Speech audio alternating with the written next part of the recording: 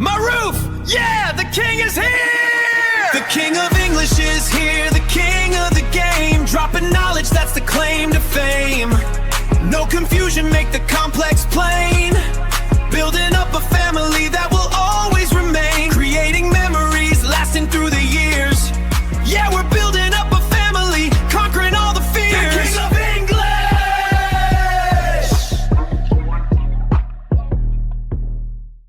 My roof, yeah, the king is here! The king of English is here, the king of the game. Dropping knowledge, that's the claim to fame. No confusion, make the complex plain. Building up a family that will always remain. Creating memories, lasting through the years. Yeah, we're building up a family, conquering all the fears. The king of English! My roof, yeah, the king is here! The king of English is here, the king of the game. Dropping knowledge, that's the claim to fame. No confusion, make the complex plain. Building up a family that will always remain. Creating memories, lasting through the years. Yeah, we're building up a family, conquering all the fears. The king of English! My roof, yeah, the king is here! The king of English is here, the king of the game. Dropping knowledge, that's the claim to fame. No confusion, make the complex plain. Building up a family that will always remain. Creating memories, lasting through the years. Yeah, we're building up a family, conquering all the fears. The king of English!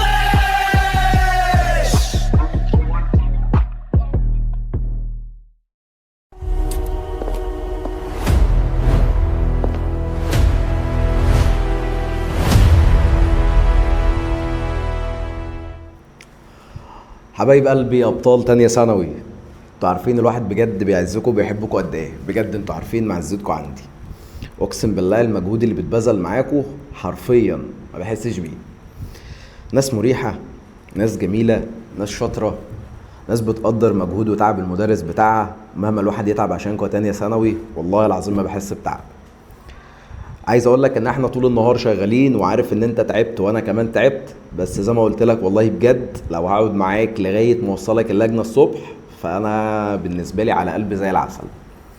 فعلشان ما اضيعلكش وقتك يا حبايب قلب معروف، عايزك تسمي الله وتصلي على النبي علشان نكمل مع بعض حل البوكلت اللي كان معاك الصبح. احنا حلينا الصبح في البوكلت في السنتر لغايه صفحه 8 في الفوكابلري. عايزك تفتح لي البوكلت بتاعك على صفحه 9 علشان نسمي الله ونتوكل على الله. بسم الله الرحمن الرحيم. حلينا مع بعض يا شباب لغايه السؤال رقم 64. هنبدأ من السؤال رقم 65. هزوم لك انا الدنيا برضو علشان تبقى متابع معايا وشايف والدنيا تبقى بالنسبة لك زي الفل كده، زي الفل يا هندسة اعتقد. بسم الله. تسمي الله الاول وتصلي على النبي بنية ان ربنا يفكرنا بالكلام ده ان شاء الله لما نحتاجه. ويلا بينا نبدأ. اول سؤال 65 بيقول لك نقط means eagerness and lively interest or enjoyment in doing something. متعة وإثارة في حاجة أنت بتعملها. إذن يا مستر ده الانثوسيازم، الحماس. showing care and kindness toward the others is called نقط. إن أنت تظهر الطيبة والاهتمام ده قصاد الآخرين، ده بالنسبة لك كان الكومباشن. الكومباشن ده عطف، حنية، حب، تعاطف. Her kind نقط made everyone feel welcome and comfortable in the classroom. بيقول لك مش عارف ايه اللي هي عملته، خلى الناس تحس ان هي مرحب بيها ومرتاحه في الفصل. اذا عملت لهم ايماءه، اشاره، حركه، عملت لهم جيستر. بعد كده في السؤال 68 يا تانية ثانوي بيقول لك the teacher's story was very نقط and motivated. تعالى هي مفتاح حلك او motivated يا عم الحاج معناها ألهم الناس. اذا كان inspiring ملهم.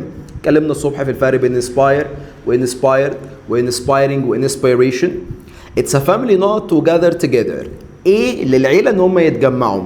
اكيد يا مستر دي بالنسبة لهم عادة، دي tradition. اوعى تتلخبط بين دي custom معناها زي، ولكن custom اللي كان معناها عادة مجتمعية. بعد كده صديقي بعد كده صديقتي بيقول لك the city's not looked beautiful at sunset with all the tall building it's up. يبقى انت هنا بتتكلم على السكاي لاين، بتتكلم على شكل المدينة، حاجات بتبقى ظاهرة وانت تتفرج عليها، الافق بتاع المدينة. The outline of building seen against the sky is cold دي double L cold نقط نفس الجملة اللي فوق skyline. It was something terrible when the fans نقط the pitch ولاد ملعب. After the match yesterday بعد المباراة كان شيء سيء إن الجماهير invaded اقتحمت.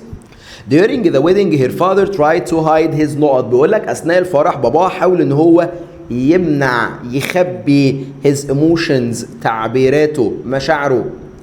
Don't be serious all the time ما تبقاش شخص جاد طول الوقت. Sometimes we need some flashes of نقط محتاجين تحس للهيومر دعابة. خدني قدوة يا ابني خدني قدوة يا ابني حبيبي يلا. That big farm was passed نقط from my grandfather to my father and my uncle انتقلت اتورثت passed down. النقط means movement of hands body used to express meaning اللي انا بعمله ده اسمه gestures. تمام الكلام يا معروف. بعد كده في 77 بيقول لي نقط means showing care for others تظهر العناية تظهر الحرص تظهر الاهتمام للآخرين. لسه حال الجملة شبهها فوق يبقى ده بالنسبة لي يا معروف الكومباشن التعاطف. تعال نكمل الناحية التانية. السؤال يا صديقي السؤال يا صديقتي رقم 78 بيقول لحضرتك it's known in many countries that pigeons not peace pigeons اليمام أو الحمام ده بالنسبة لك symbolize يرمز إذن هو symbol رمز. بعد كده بيقول لي she has a bad headache عندها صداع صعب جدا as she ran not revising for 5 hours استمرت كانت مكملة في المذاكرة لمدة 5 ساعات يبقى ran زي الفل on. ايه ده مستر انت سمعنا؟ بحس بيكوا حبايب قلبي. نقط is a round open container used for food or liquid container وعاء بتحط فيه اكل او بتحط فيه سائل دي البول سلطانية. She painted a beautiful painting she's really not girl رسمت رسمة حلوة جدا اذا هي طالبة talented موهوبة. بعد كده نقط means is a process of becoming bigger better or more developed عملية انت تبقى احسن اكبر وان انت تتحسن اكيد ده الجروث النمو. في 83 يا تانية ثانوي بيقول لك نقط mean the latest time or date to finish something اخر وقت واخر ميعاد انت تخلص حاجة ده بالنسبة لك الديدلاين موعد النهائي. to advise strongly or positively ان انت تنصح حد بطريقه قويه او انت تنصحه بطريقه ايجابيه اذا انا بعمل له encouragement ولكن انا عايز هنا فعل في المصدر اذا encourage كان معناه يشجع ويحفز تساوي support تساوي motivate. During learning how to drive a car اثناء ما انا كنت بتعلم سواقه عربيه my father was my نقط بابايا كان المعلم بتاعي instructor باشا والله العظيم يعني بص اي حد يعلمك ما عدا ابوك ده يعلمك السواقه يكرهك في حياتك وسنينك تمام وانت قاعد كده ماسك الطاره تلاقي قفها جايه من حيث لا تدري اما لبسك. The writer's days felt the same بيقول لك ايام الكاتب كانت نفسها ده معناه ان ايام الكاتب عماله تتكرر اذا ده معناه ان هي repetitive and unchanging متكرره وغير متغيره. The teacher gave us a short note to explain how to use the new program. المدرس ادالك ايه علشان تشرح النيو بروجرام او تقدر تستخدم وتتعامل على البرنامج الجديد. اذا هيشرح لك tutorial او هيعطي لك tutorial درس تعليمي. She spent hours قضت ساعات not through social media. انا كان عندي اتصفح كان معايا scroll through اللي كان معناه يتصفح. The scholarship المنحة الدراسية gave him a great نقط to study abroad ادت له ايه علشان يدرس بره هتتاح له فرصة اللي كان معناها opportunity وعلى رأي مستر معروف انت اقوى من الامتحان. عبثيات يا باشا. يلا تعال نكمل اللي بصفحتك كده يا تانية ثانوي السؤال رقم 90. The road was not so the car moved up and down العربية كانت عمالة تطلع وتنزل اذا الطريق كان uneven كان معناه غير متساوي. Not encourages people to start their own business. مين اللي بيشجع الناس ان هم يبداوا اعمالهم؟ اكيد يا مستر الانتربرينيورشيب اللي كان معناها يا عم الحاج رياده الاعمال. كان معاك يا صديقي العزيز انتربرينيور اللي كان معناها رائد اعمال انتربرينيورشيب اللي كان معناها رياده الاعمال. The company offered not training programs for each employee. طالما each employee يعني بالبلدي كل موظف على حده إذا أنت كنت بتعرض له حاجة مخصصة ليه هو customized. His polite behavior left a good note on the visitors. بيقول لك أسلوبه وطريقته الكويسة سابت good إيه؟ أكيد هتسيب لي impression طابع انطباع بتساوي attitude. Many people work hard to increase their monthly نقط. ناس كتير بتشتغل زيادة علشان تعلي الانكم بتاعها، الدخل بتاعها. بعد كده يا صديقي العزيز، بعد كده يا أستاذتي، good نقط helps the students finish their tasks on time. عشان تخلص وظائفك أو تخلص مهامك في الوقت المحدد. إذا أنت محتاج time management، محتاج إدارة للوقت بتاعك. starting a new business may involve many نقط. بيقول لك انت تبدا بزنس جديد ممكن يكون يشمله يتضمنه يبقى موجود فيه العديد من التحديات. challenges معناها تحديات جايه من challenge اللي كان معناها يتحدى، ومعاك كلمه challenging اللي كان معناها مليء بالتحدي. ممكن نترجمها صعب، ما عنديش مشكله. Photographers try to note beautiful moments during events. طالما photographers إذا بيلتقطوا صور، يلتقط يا صديقي العزيز كان اسمها capture. Learning a new language is a long that needs patience not. طيب جميل، بيقول لك التعلم لغة جديدة long ايه اللي طويل، إذا عملية process. صحيح نسيت أسألكم ايه رأيكم في الانترو الجامدة اللي احنا عاملينها دي؟ عالمي عالمي والله، اقسم بالله عالمي. انترو عالمية واغنيه عالميه، يعني ايه؟ كينج. نشكر باشمهندس عمر على حسن الانتاج. ايه ده؟ يلا نكمل، يلا. سؤال 99. سؤال 99 بيقول لك she enjoys نقط handmade jewelry in her free time. jewelry يا عم معروف كان معناها مجوهرات، حلي بالبلدي كده، يبقى بتعملها يدويا crafting، حرفه. Don't waste your time. You cannot him to change his mind. Change his mind معناه يغير رأيه. إذا صعب إن أنت to convince him، يقنع. بعد كده بيقول لك we all admired your positive نقط towards the last financial crisis. بيقول لك كلنا بنحترم الإيجابي تجاه آخر مشكلة مالية. إذا attitude، اوعى تتلخبط في الأولى دي. altitude معناها ارتفاع. ركز يا صاحبي، ركزي يا صديقتي. To revise my lessons well before the exam I often نقط long ones. لو انا عندي دروس طويلة اثناء المذاكرة بحاول ان انا اخليها قليلة، يعني هعمل لها summarizing، الخصها. بعد كده يا صديقي بيقولك في الجملة 103 some teachers depend mainly on the dictation، الاملاء. not on written one. written معناها مكتوب، يبقى انت هتتكلم عن الاملاء الاورال شفوي. اذا تسمع الشفوي اللي كنا بنعمله من احلى اوقات حياتي والله. اورال توحشونا قوي. after the heavy rain the streets were نقط. بيقول لك بعد المطر الغزير الشوارع كانت بتزحلق slippery. she expressed her نقط to the teacher for his continuous support. بسبب دعم المدرس ليها، إذا كانت بتظهر له الجراتيتيود، الامتنان والشكر والاعتراف بالجميل. الاعتراف بالجميل.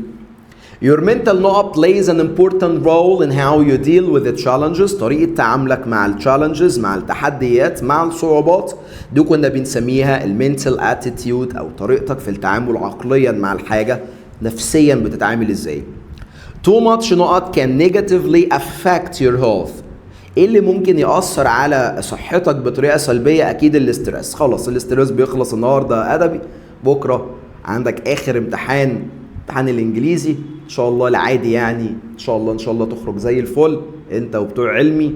ويوم السبت بقى امتحان اخر مادة بالنسبة لعلمي. خلاص واحنا عارفين اخر مادة مالها ما بتتذاكرش، بكرة يفرج يا باشا. she always، لا يا حبيبي اخر مادة بتتذاكرش لو مش انجليزي، انما انجليزي معروف بيذاكرها لك يا حبيبي. فتقول لي ما ذاكرش انجليزي اديك على دماغك.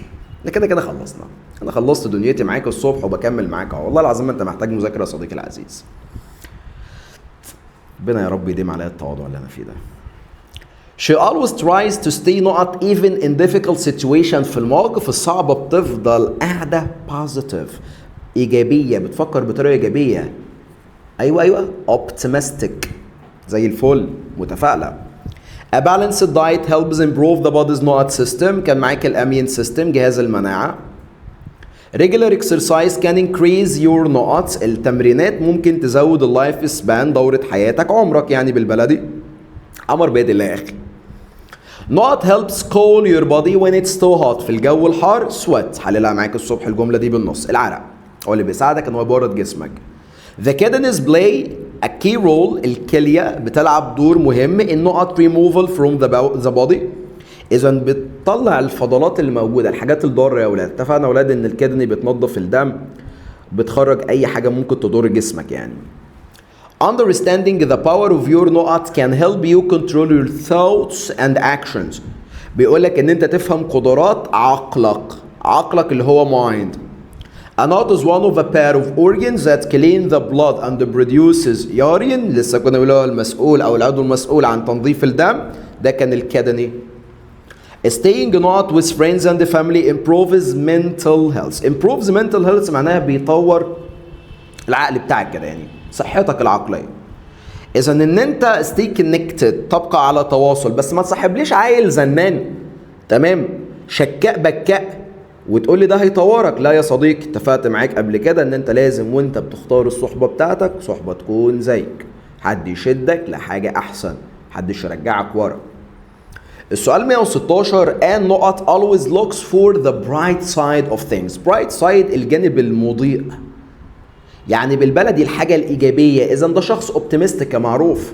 شخص optimistic معناه متفائل، وبيسمستك دي عكسها. pessimistic معناه متشائم. and not always looks for the bright side زي ما انت شايف الجملة مكررة. بعد كده بيقول لك drinking enough water helps remove نقط from the body. ان انا اشرب مية كتير ده بيساعد ان هو يشيل السموم من الجسم toxins. after a good night's sleep بعد ليلة ليلة نوم حلوة تمام انا عايز انام. he felt active and نقط حس ان هو نشيط و energetic معناها عنده طاقة.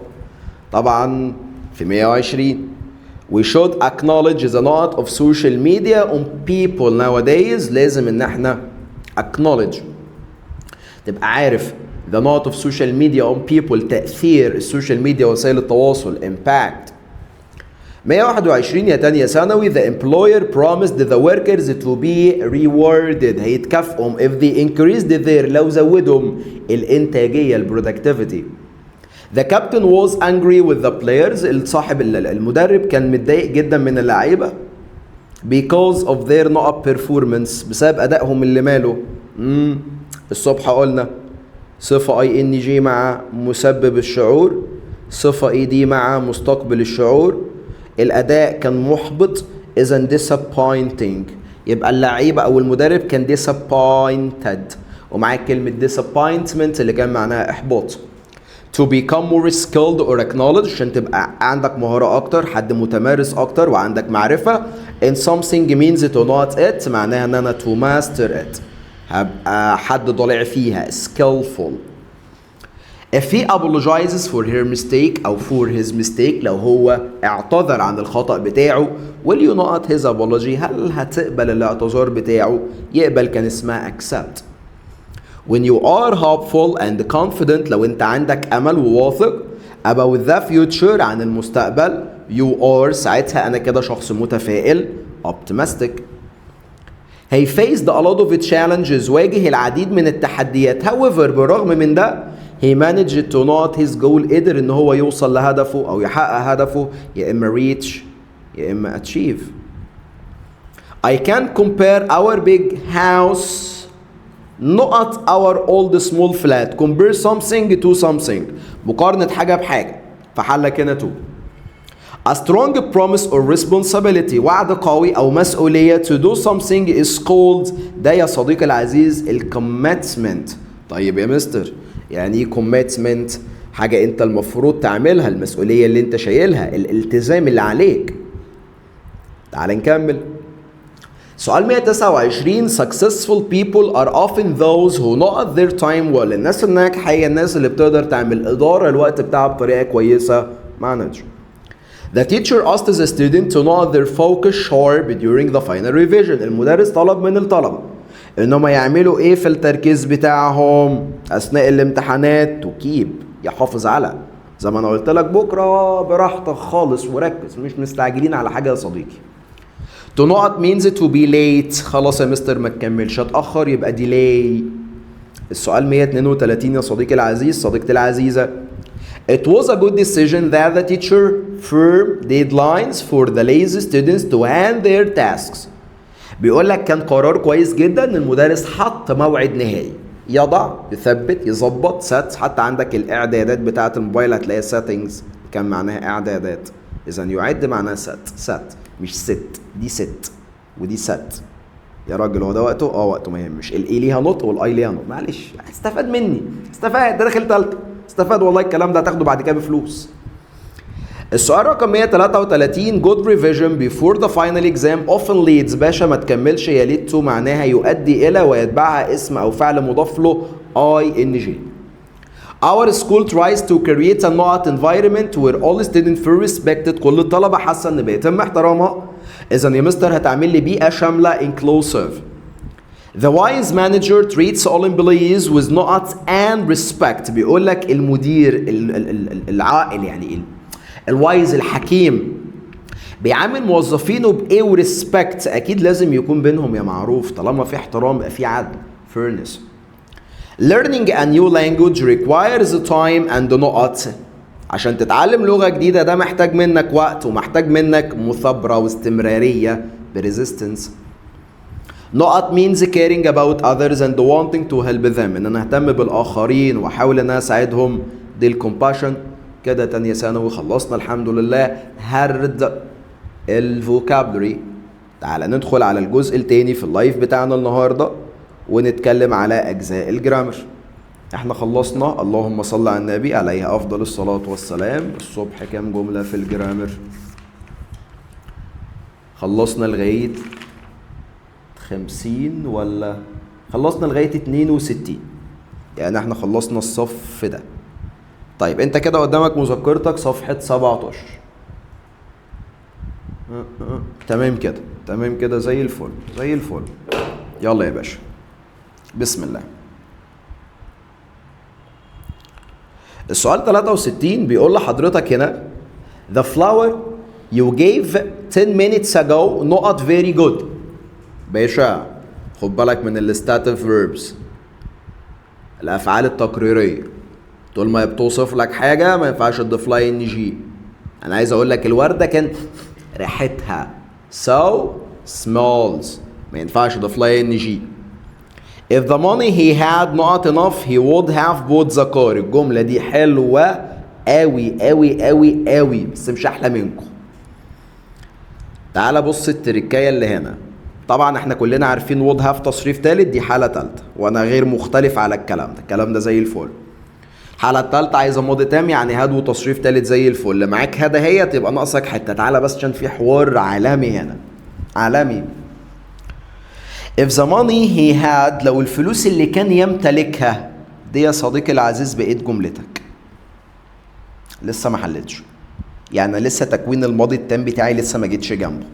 يعني انا لسه هنا عايز ماضي تام كامل. اصل كل ده subject، كل ده فاعل، ناقصني كده هاد وتصريف ثالث. عالمية الجملة دي، عالمية عالمية اقسم بالله. بتنجان ودك كفتة في حتة تانية. اوف عالمي. يلا الجملة 65 you not believe in yourself. لازم تصدق في نفسك، تؤمن بنفسك. if you want to make difference in technology، لو انت عايز تعمل اي تقدم في التكنولوجيا وتعمل اختلاف لازم تؤمن بنفسك. لازم ايه؟ تؤمن بنفسك. تمام. اذا انا عايز اقول لك لازم، قايل لك الصبح عايز تقول لازم، اديها مصط ما تفكرش. I not a little boy in the room is sleeping on the sofa. قال لك يا صديقي العزيز ان افعال الحواس ممكن بدل ما تحولها مضارع بسيط حط كان زائد فعل الحاسه. الجمله دي يا صديقي اصلا حللها معاك الصبح. I can see. if he reads the questions، تعالى الجمل التريكي الحلوه. الصبح قلنا طول ما الفاعل مفرد والفعل لا يوجد فيه اس، الفعل عندك هنا ما فيهوش اس يا عم الحاج. اذا انت بالنسبه لك هنا اوتوماتيك من غير ما تفكر الجمله اللي قدامك دي حاله تانية. طب اعرف منين ان هي اولى يا حاج معروف؟ اعرف يا صديقي العزيز ان هي حاله اولى لو كان الفعل اللي معاك ده فيه اس. طول ما الاس دي مش موجوده يا صديقي خلاص وقف الكلام. دي حاله كام؟ حاله تانية. اذا هنا انا محتاج would والمصدر، هتبقى would answer. تمام الكلام ده؟ يلا اللي بعده. بعد كده بيقول لحضرتك ايه؟ children not climb trees in a public park. الولاد ما ينفعش ان هي تتسلق.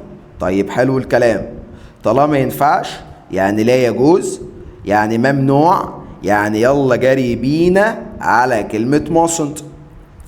Sama seems to not for her monthly exams, so she is very busy now. حلوة قوي كمان.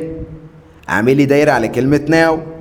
بما انها مشغولة دلوقتي فشكلها بتذاكر، يعني بتكلم عن الاستمرارية يا حاج معروف. جميل الكلام.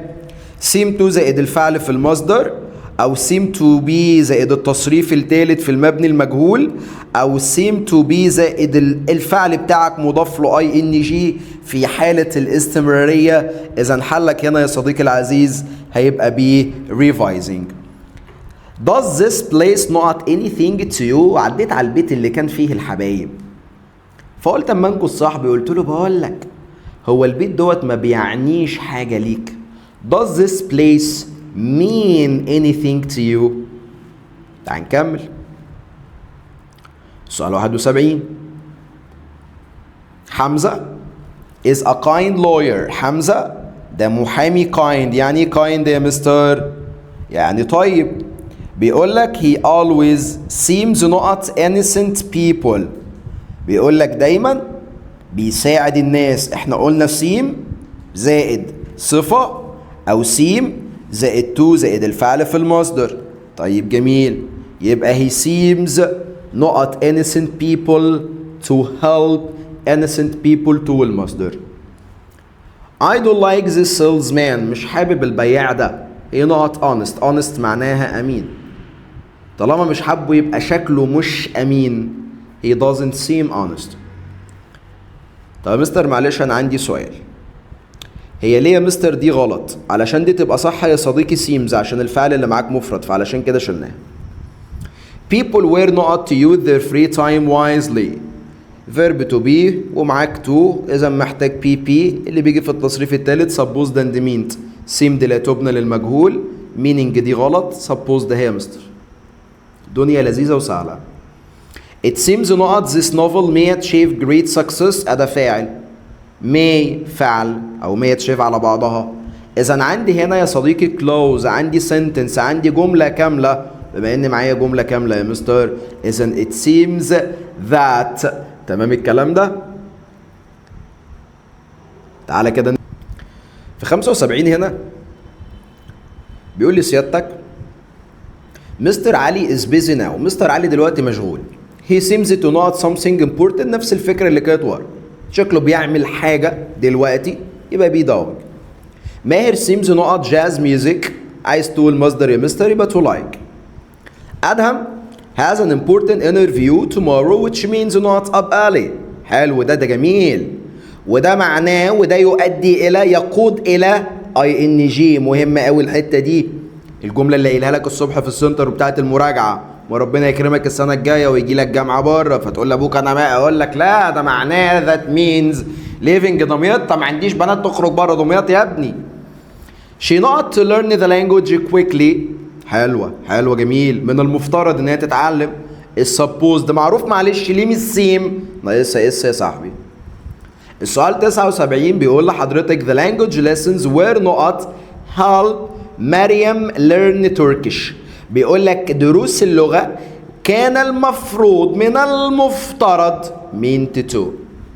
وظيفتها هنا بقى students not follow healthy habits to stay active and focused. المفروض الطلبة تمشي على أنظمة are supposed to. علي was supposed to take the medicine. حلوة الجملة دي. علي كان المفروض ان هو ياخد الدواء. معنى الكلام ده ان علي اصلا ما خدش الدواء، كان من المفترض ان كان المفروض تذاكر يبقى انت ما ذاكرتش، كان المفروض تاخد الدواء يبقى ما خدش الدواء. يبقى علي should have taken the medicine. كان من المفترض ان حاجه كان المفروض اعملها بس ما عملتهاش. 82 يا صديقي بيقول لك they are supposed to arrive tomorrow. من المفترض ان هم يحضروا بكره او يجوا بكره. اتفقنا ان supposed to من الممكن ان تستخدم للدلاله على prediction، تنبؤ، وفي الحالة دي تساوي be meant to. ها؟ يلا اذا ده يا مستر بتتكلم على prediction تنبؤ، expectation تنبؤ. The police not to protect people. الشرطة المفروض وظيفتها غرضها مهمتها يبقى are meant، ومعاك is supposed. لا انا بتكلم على غرض. The police تعامل معاملة الجامعة صاحبي. يلا. She not to have a hard time in that factory. شكلها بتعدي بوقت صعب جدا في المصنع. She wants to look for another job. عايزة تجيب وظيفة تانية، عايزة تدخل على وظيفة تانية. يبقى she seems. She not to hurt you on purpose. She's kind. طيبة. ما كانتش تقصد تعمل ده. Didn't mean to. لم يكن يقصد. ما كانش قصدي. تعالى يلا بينا. سؤال 86.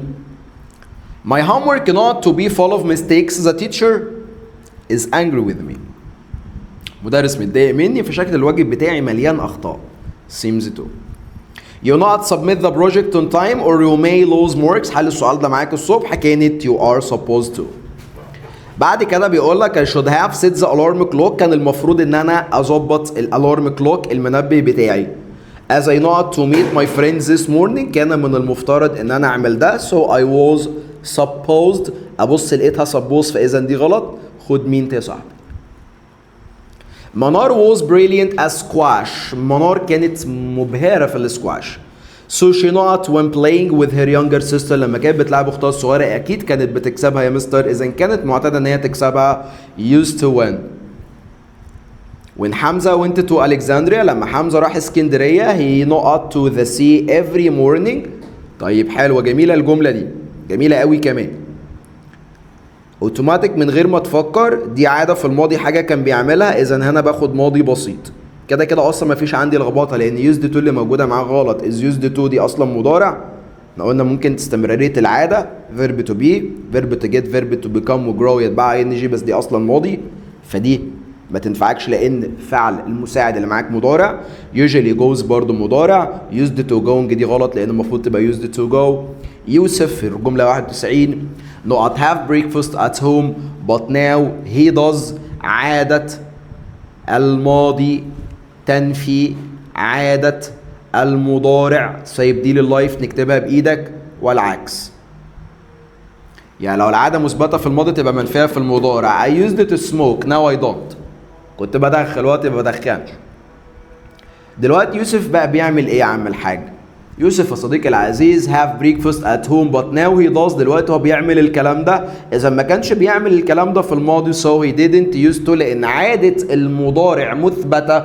إذا عادة الماضي تكون منفية. How not spend your time when you were in the primary stage. إزاي كنت بتقضي وقت الفراغ بتاعك أو بتقضي وقتك لما كنت في المرحلة الابتدائية. يبقى إزاي كنت معتاد إن أنت تقضي وقتك. سؤالك فيوز كان أداة استفهامك ضد فاعل used to فعلك في المصدر. انا مش بشرح لان احنا شرحنا الصبح بفكرك بس وبنأكد بنكمل حل. My father used to take the underground before buying his car. قبل ما هو يشتري العربية كان معتاد ان هو بياخد الاندرجراوند مترو الانفاق. but now he automatic من غير ما تفكر. now he doesn't. بص يا صاحبي كده، بص كده يا صديقتي. used to بعديها فعل يعني مش verb to be مش be. بنفي يا اما بدونت يا اما بدوزنت على حسب مضارع او ماضي. جمع او مفرد. هيست اقسم بالله. ولو انت معاك used to be بشتغل بثلاث حاجات لما تشوف be يا ام اللي هي ام نوت طبعا، يا از اللي هتبقى isn't، يا ار اللي هتبقى aren't. حاتم no longer يتبعها فعل مصرف زيها يا صديقي زي never. جري من غير ما تفكر plays. it was my habit to زائد الفعل في المصدر. it's my habit to it was my habit to زائد الفعل في المصدر يساوي I was عشان لو سؤال rewrite ولا حاجة in the habit of ولكن يتبعها gerund ing يا مستر. I used to meet my friends on Fridays. كنت بقابل اصحابي كل يوم جمعة but now I ما عنديش هنا بي يبقى now I don't. اقلب الصفحة. سؤال 97 بيقول لك هنا يا صديقي ما تزهقش مني. والله العظيم حصه جميله خفيفه على قلبي. يا رب تبقى خفيفه على قلبك انت كمان. لايف جميل والله. واحد شغال مرتاح. What نقط when you were young؟ كنت معتاد تعمل ايه لما كنت صغير؟ Did you used to؟ والفعل في المصدر اهو خدنا do. هيبقى used to be حلوة دي. شفت بي دي بتقول لك does و doesn't و do و don't غلط. جميل. إذا محتاج verb to be but now she isn't لأن عادة الماضي منفية. مثبتة. أنا بهزر معاك. يبقى المضارع منفي. Our grandparents not have mobile when they were students. يا أجدادنا هل كانوا معتادين يبقى معاهم موبايلات؟ غالبا ما كانوش لسه نزلت، ما كانوش اخترعوها. فأنا عايز أقول لك ما كانوش معتادين على ده، يبقى didn't used to. أصل هنا جاب لك من مثبتة ومنفية. مثبتة أهو منفى أهو. فبيسألك في المعنى يا باشا. We usually go to school on foot. بنروح المدرسة على رجلينا. This means that we not to school on foot. Usually عادة بعدها مصدر. إذا دي بتعبر عن عادة في المضارع مستمرة في المضارع. Verb to be used to ing are used to going. It's her habit to get up early. It's عادتها يعني مضارعة. She not up early هي بتصحى بدري. إذن هي معتادة على ده. Usually gets. She not writes خدت بالك من الاس اللي خرم عيني وعينك دي. To us these days إذن أنا يا عم معروف أخد no longer. Is used to عايزة ing. إن longer بتيجي في آخر النف. Used to بيجي بعديها مصدر. بعد كده يا صديقي بيقولك when I was younger لما كنت أصغر I not enjoy swimming but now I really love it. دلوقتي بحب السباحة دي جدا. إذن في الماضي ما كنتش بحبها. يبقى didn't used to. خد بالك من الكمين. didn't used ارمي. علي نقط spend his free time. يا علي يا بدوي يا علي اوعى تتلخبط بكره. spend his free time playing computer games but now he prefers reading books. دلوقتي بيحب يقرأ الكتب بس في الماضي كان بيلعب ألعاب كمبيوتر. يبقى العادتين مختلفتين. يبقى سيبك بقى بالنفي والإثبات. used to على طول. he used to be naughty but now he naughty شقي. شايف بي بتقول لك شيل دي شيل دي شيل دي. يلا اهي. والله الدنيا لذيذة وسهلة بس انت اللي مش معانا في الدرس. People not to prioritize sleep but now they understand it simple. بهزر معاكم انا عارف انتوا عندي في الدرس بهزر. بنكشكوا يا جدعان ما تبقاش دمكم تقيل بقى. طيب الناس ايه في اولوية النوم ولكن دلوقتي فهموا اهمية النوم. يبقى في الماضي ما كانوش بيقدروا النوم. ليه السيرة دي دلوقتي يا جدعان. يبقى didn't used to.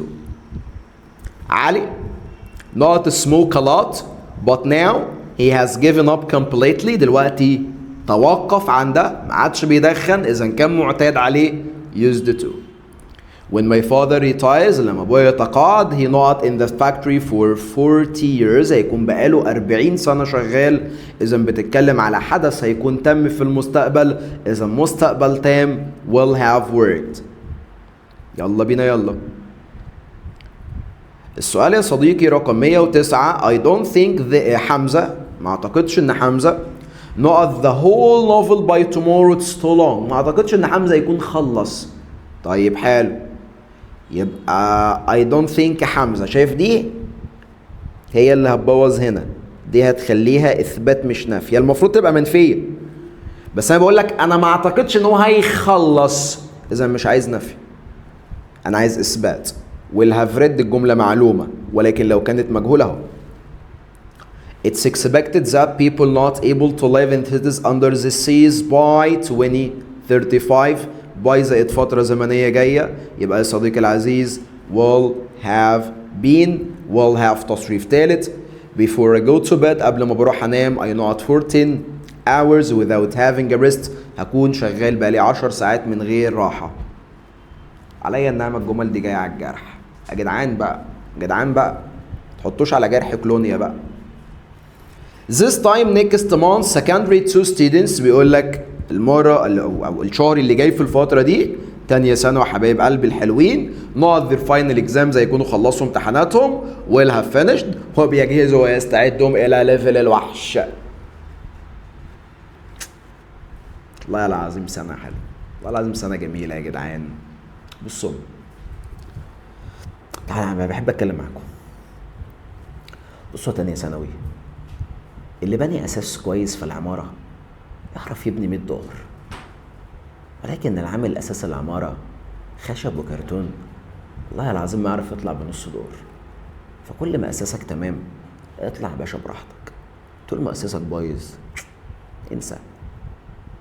فسنة هتبقى جميلة خفيفة على القلب طول ما الاساس كده، وانا الحمد لله وانت الحمد لله، فالله هتبقى سنة من احلى السنين في حياتك بفضل الله يعني وتوفيقه.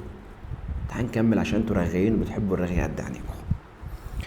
الجملة 113 when the executive manager اللي هو المدير التنفيذي executive en français تمام، ولكن هي executive manager visits our I speak many languages بتحدث لغات عديدة. بيقول لك لما يجي يزور الفرع بتاعنا all the documents not wall because he must sign them، لازم يحضرهم ويمضيهم، اذا لازم تكون تراجعهم، يبقى احنا هنكون خلصناهم. يبقى will have revised، تقوم اخد حتة صفر قد البطيخة اللي ابوك بيجيبها في الصيف. اصل الدوكيومنتس الوثائق مش هتراجع، دي هيتم مراجعتها. ده اكتف يا صديقي، ولكن انا محتاجها باسيف مجهول. يلا بينا يلا will have been revised. اللي بعده the teacher asked his students to hand their compositions before the end of the lecture. هيقدم كل حاجة قبل المحاضرة. This means that the students know their compositions by the end of the lecture. المدرس هيستلم، هيكون اتسلم يعني تمام، هيكون ايه اتسلم، لكن الطلبة هتكون سلمت. اذا هو هنا بيقول لك الطلبة، اذا دي مبني للمعلوم will have handed. ضحك عليك بكرة وبدأ بذا teacher، اذا هتكون مجهول وحلك اهو، ولكن دي حلها كده تمام. By next John لما يونيو الجاي يجي my brother not in Saudi Arabia for 10 years. اخويا يبقى له في السعودية حوالي 10 سنين will have worked. By the end of 2032 بحلول عام 2032 many great projects will. المشاريع يا صاحبي مش هتعمل نفسها، يعني جملة مجهول have been done. Will you not decorated the flat by next weekend؟ هل هتكون خلصت؟ will you have been؟ تقوم اخد ايه؟ تقوم اخد لك صفر. يا مستر بقى يا ابني، ما انت اللي هتروق يا ابني، اصل دي مجهول انا عايزها معلوم. ادا will وده التصريف الثالث ناقصني have. By the time the guests arrive اول ما الضيوف توصل at the party على الحفلة the whole القاعة هتكون اتزينت مبنية للمجهول يا مستر يعني يا صاحبي will have been furnished، اتفرشت واتجهزت وكل حاجة بقت تمام. كده يا صديقي العزيز أسئلة الجرامر بالنسبة لك done، انتهت.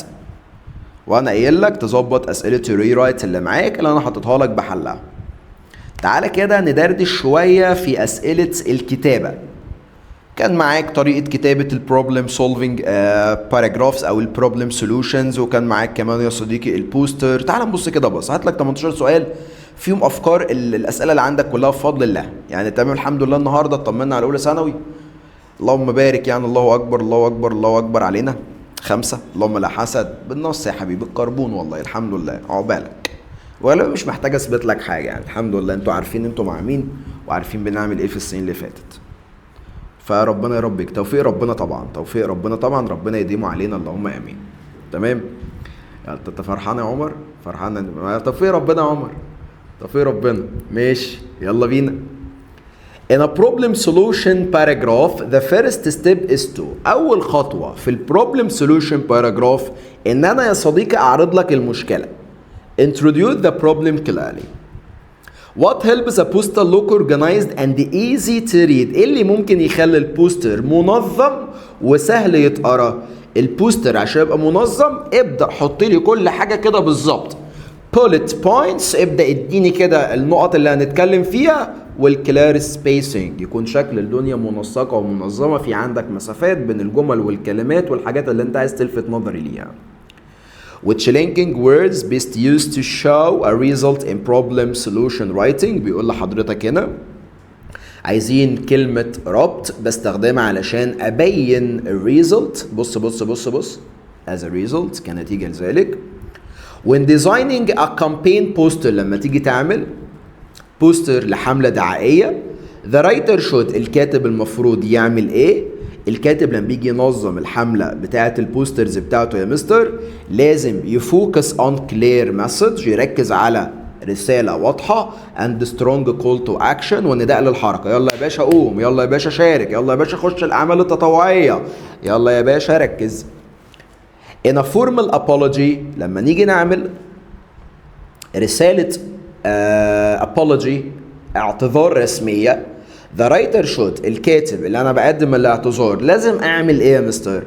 لازم أديله كده رسالة واضحة للاعتذار، أنا آسف على اللي عملته، ما كانش ينفع أعمل كده والله. A formal apology letter should mainly use برضو بستخدم فيه إيه في الكلام ده؟ هو formal. إذا هستخدم polite language and respectful language، لازم لأن الكلام هنا رسمي مش غير رسمي. One important element of a formal apology واحد من العناصر المهمة جدا في الفورمال apology في الاعتذار الرسمي is لازم تبقى بتاخد بالك من سبب الاعتذار، أنا بقدم ده ليه؟ يبقى explaining the reason for the apology وتتحمل المسؤولية كاملة عن الحاجة اللي أنت عملتها، ما بلقيش اللوم على حاجة معينة. A good hobby review usually includes لما بنيجي نعمل ريفيو عن هواية معينة بتشمل إيه يا مستر؟ لازم أعرفك الهواية دي لازمتها إيه؟ reasons why the hobby is enjoyable. In the introduction الهوك، الخطاف، الاتنشن جرابر، attention grabber اللي كان معناها جاذبة الذهن، لازمتها ايه يا مستر؟ بشد بيها الانتباه، فلازم تبقى interesting، مبهرة، مثيرة، شد بيها القارئ، هات ودانه، هات عينيه، تابع. In a hobby review the main أو the writer's main purpose is to لسه حلنا بس بطريقة مختلفة describe and evaluate the hobby، أبدأ أوصف لك الهواية وأقيمها لك كمان. The language used in a hobby review should be وانت بتعمل hobby review انا بكلم اصحابي، بكلم الفانز بتوعي، فالكلام اللي انت بتتكلم فيه لازم يكون يا صديقي clear و engaging، واضح ومرتبط كده، يدخلك في الحوار، يدخلك في السياق. What helps a poster look organized and easy to read اللي يخلي البوستر جذاب لسه حلالها بالنص مقررة. bullet points and clear spacing. What should the title of a campaign poster ideally be؟ الحاجة الايديال، الحاجة النموذجية في العنوان تكون عاملة ازاي؟ العنوان يا مستر لازم يبقى كلير واضح جدا وكمان باورفول قوي. In a problem solution paragraph the best focus is to choose. بيقول لك في البروبلم سولوشن باراجراف افضل حاجة ان انا اركز على ايه واختار ايه. انت بتديني مشكلة وبتديني حل، one problem and one solution which is the best reason to use a powerful title. لسه كنا بنتكلم العنوان بيشد القارئ، يبقى افضل حاجة to catch attention جذب الانتباه، يبقى عنوانك يشد بانتباه القارئ. The writer should state the opinion الكاتب بيبدأ يحط الآراء بتاعته فين يا عم المستر؟ امتى يا عم المستر؟ in the first sentence في بداية الجملة أو الجملة. The description paragraph may include the hobbies main نقط or steps خطوات و skills مهارات. Articles can vary widely in style, length and نقط depending on the context. طالما مقالات يبقى ليها أغراض purpose. The main purpose of many articles is to بيقول لك الغرض الرئيسي للمقالات is to أبدأ إن أنا أعرفك حاجة أو أبدأ إن أنا أشرح لك حاجة أو أبدأ إن أنا أخبرك بحاجة كده يا صديقي العزيز. الحاجات اللي كنا عايزين نحلها إحنا حلناها، بس معلش عشان أرض ضميري الصبح قلت لك فكرني نشرح how to write an email. الإيميل لو جالك بكرة لو بقول له to، بقول له from، بقول له subject، أقوم نازل يا صاحبي أديله واحدة دار عزيزي عزيزتي القومة الحلوة بتاعتك بس بعد اسم المرسل. to كان معناها إلى، from من، subject الموضوع. طبعا كل ده بيحددهولك، يجي يقول لك مثلا writes an email to your friend telling him about how to cooperate in society, how to take care of society. نتكلم عن الفاليوز المفروض تبقى متوفرة. يقول لك كلمني عن التكنولوجي مميزاتها وعيوبها. يقول لك يا صديقي مثلا العزيز كلمني عن your favorite hobby. خلينا مثلا favorite مثلا يعني على سبيل المثال بيجيب لك هنا ايميله او اسمه، يبقى تو مثلا عمر from معروف. ده اللي يكون بيجيبه لك، مش انا بكتبش اسم انا بس اللي انا ده اللي موجود. السبجكت اللي كان بيطلب منك مثلا my favorite hobby، هوايتي المفضلة. في جمل افتتاحية ممكن تكتب بس ما بحبهاش، يعني I am happy ما بحبهاش. to send this email، انا مبسوط ببعت لك الايميل ده. how are you and your family، زيك وازاي العيلة. طبعا في مسافة انا سبتها وما عادش سبتها. بعد كده بقى ابدا اكتب بقى، اعمل الحشو بتاعك. خلص اديله best wishes مع افضل امنياتي yours صديقك او صديقتك، والاسم اللي هو جايبه لك فوق تكتبه. ده بالنسبة للايميل. طب الايساي، الايساي يا صديقي بيتقسم لثلاث اجزاء. نظرية البرجر، معروفيات. ادي البرجراي، عيش عيش لحمة وحشو. معايا انترو مقدمة. العيش اللي فوق ده بيعرفك ده ساندوتش برجر، يبقى دي بكتب فيها العناصر اللي انا هبدأ اتكلم عليها ولكن مش بالتفصيل. الخاتمة قفلت الساندوتش، يعني ملخصة ساندوتش البرجر بتاعك. يعني ببدأ اعمل ريستيتنج، اعادة صياغة يا صديقي العزيز للي انا كتبته فوق. بس اقفل بقى بتو كونكلود، مثلا تو سم اب، لكي نختم. بحب انا الجملة دي حلوة قوي كده، بحسها صايعة. at last but not least، واخيرا وليس اخرا. جوه بقى يا صديقي ده الموضوع، ده الحشو بتاعك. عايزها سنجل ولا دبل، برجرايه ولا اتنين، عايز تحط خس ولا لا، حط طماطمايه، شويه كاتشب، شويه مايونيز، شويه صوص. اقسم بالله انا جوعت. تمام. فده بيكون شكل المقال بتاعك. بس اوعى بكره ترسم له برجرايه. ادي الصفحه بتاعتي، مسافه بادئه في كل فقره. انا المفروض at least المفروض يعني 4، بس احنا بنكتب 3 ربك بكر. في عندي 3 مسافات بادئه. خلصت المقدمه بتاعت سيادتك اهي، خش على الموضوع، المسافه بادئه تاني. خلصت، خش على الخاتمه، المسافه البادئه هي صديقي العزيز. عنوانك هنا اهو في البدايه يا صاحبي. حلو الكلام؟ جميل. عايز تحشي احشي في الموضوع، ولكن نبدا يتكلم في المقدمه عناصرك وفي الخاتمه اف كده. اللهم لك الف حمد والف شكر يا تانية ثانوي. ضن تمت المهمه بنجاح. الحمد لله يا باشا. كان ترم طويل صعب جدا جدا جدا، بس معاكم كان على قلب زي العسل. حاسس ان هي ما كانتش سنه، كانوا 100 سنه والله العظيم. طبعا النهارده والله كنت زعلان واحنا ماشيين، فانا حاولت ان انا الخص الكلام، ما اتكلمتش كتير، لان فيكو ناس انا بعزها جدا جدا جدا جدا، وناس معايا من سنين. يعني شغال تالتة اعدادي، كان في ناس معايا من تالتة اعدادي لغايه النهارده لغايه وقتنا هذا.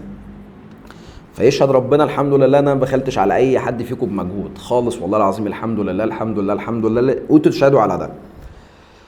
شرح وشرحنا، مراجعة وراجعنا، مرة واتنين وعشرة، حل وحلينا. انا غالبا يعني كنت اكتر حد بيحل معاك. تمام يعني. الحمد لله الحمد لله. بس يعني الحصص كانت بالنسبة لي على قلبي زي العسل، واتمنى كانت برضو حصصي كانت على قلبكم انتوا كمان زي العسل. اتمنى من كل قلبي يا رب. فانا بحبش لحظات الوداع يعني زي ما انتوا عارفين، بس يعني بقى الدنيا. طبعا عارف ان كلها شهرين وهشوفكم من تاني، ونبدأ نعيد امجادنا من الاول وجديد، وتبقى سنة صعبة كده فاصلة. صعبة مش في شغلها، ولكن صعبة في لحظات وداعها بقى، ان انا مش هشوفكم تاني. ولكن السنة دي لا، انا هنشوف بعض تاني، لكن السنة الجاية بتبقى لحظات فيها صعبة جدا. عايز اقول لكم تانية ثانوي ان بجد انا بحبكم جدا جدا جدا، بجد يعني من اكتر الناس اللي بجد مستنيها تطلع تالتة، والله العظيم ما بهرج، يعني من اكتر الناس اللي هعمل معاها شغل فوق العظمه بحبتين تلاتة بيكوا بمجهودكم، يعني عشان برضه ما بقاش بحط كل حاجه عليا انا وليا انا. اللي انتوا فانا السبب فيه يعني، بس يلا مش مشكله.